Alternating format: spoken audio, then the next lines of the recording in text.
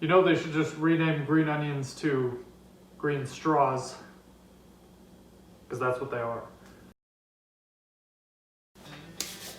Okay, here we are again. This time, I'm going to be trying my hand at nacho soup. Now, what's the difference between nacho soup and taco soup that I did previously? I don't know, but we're gonna find out. So you can see there's plenty of variety here. I hope this is gonna be really good. It looks pretty good. So all I need to do now is just dice up these vegetables and get the meat prepared because it needs to be cooked before starting. So I'm gonna go ahead and do that. Let me clean up everything else and I will see you in a bit.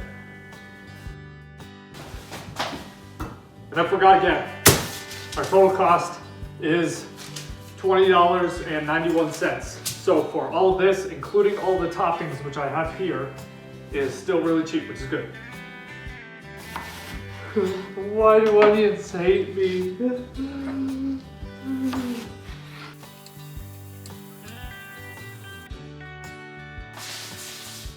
We are now ready to throw everything together. So this comes as the easy part. Ow, that was sharp.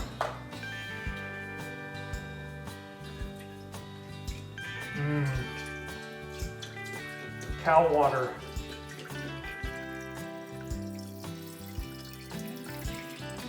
So I forgot to check the recipe beforehand. It actually calls for 3.5 cups of beef broth and not 4 cups, so I had to scoop out a 1/2 cup of that. But other than that, we now have everything else ready to go.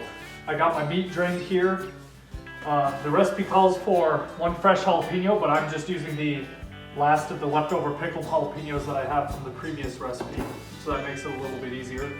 As far as our seasonings go, we have 1.5 teaspoons of chili powder, 1.5 teaspoons of salt, 1 teaspoon of black pepper, and then, oddly, 1/8 of a teaspoon of red pepper flakes.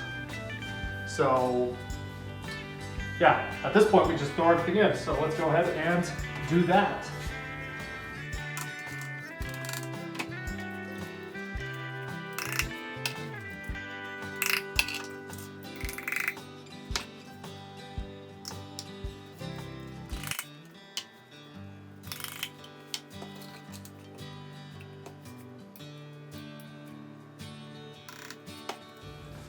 And now we cook it on high for 4 hours. So I will see you then. Oh, before I forget, the recipe calls for 1 15-ounce can of petite diced tomatoes. For this one, I'm using the Rotel tomatoes and green chilies because I can, because they're better. So these are only 10 ounce, so I use 2 of them, so it'll be a little more tomatoes, but that's not really an issue. So these are the chipotle ones because the chipotle ones are good. It'll give it a little bit of smoky flavor. So that should help out. Now let me turn this on and we are good to go. See you then. Look at me, I didn't even put these in.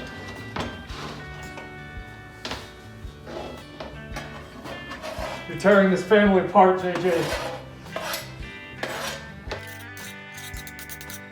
Okay. Now we can cook it for 4 hours. I'm gonna stir this up first so that it's kind of evenly dispersed, so see you soon.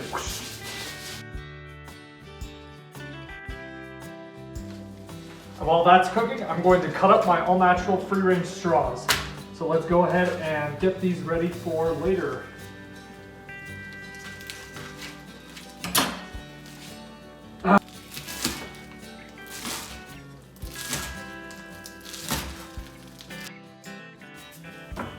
I didn't even realize my eyebrow was missing during this entire thing until I went back over the previous footage.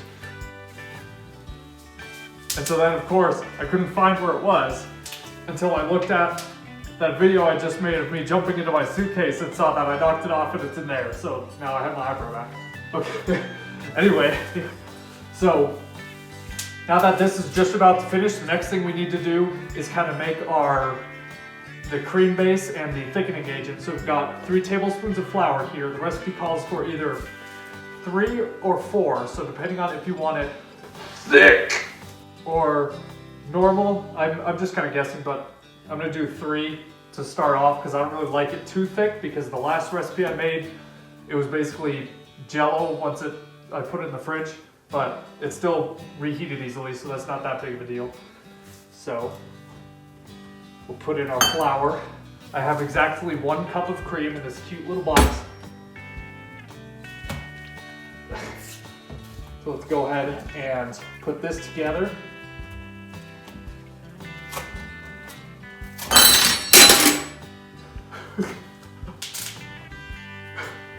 I'm just a disaster, apparently.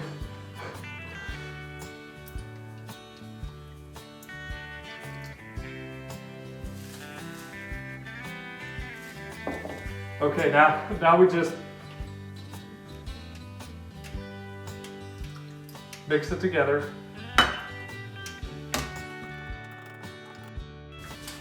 Okay, everything's better. Now that we have our paste and our cheese, all we need to do is throw these in, and we will cook it for another 30 minutes. Luckily for me, this recipe calls for 8 ounces of sharp cheddar. Well, it just says cheddar, but I chose sharp cheddar because it's better. Did that rhyme? I don't know. Anyway, so yeah, if I can just get this thing open.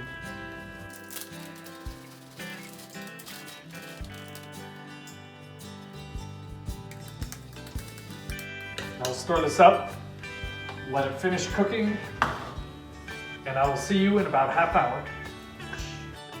Here we are, we're finally done. Let's check it out.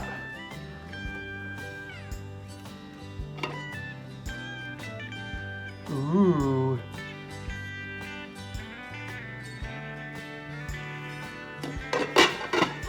Looks like soup. So at this point, all that's left is our toppings.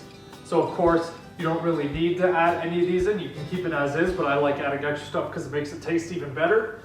Here's all our variety. You could have whatever stuff you like. Yeah.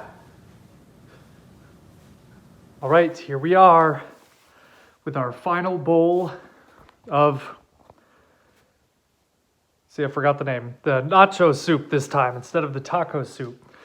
It's about as good as I'm gonna get it. So, it looks really good. Can't wait to try this out. So, thanks for watching. Feel free to try it yourselves.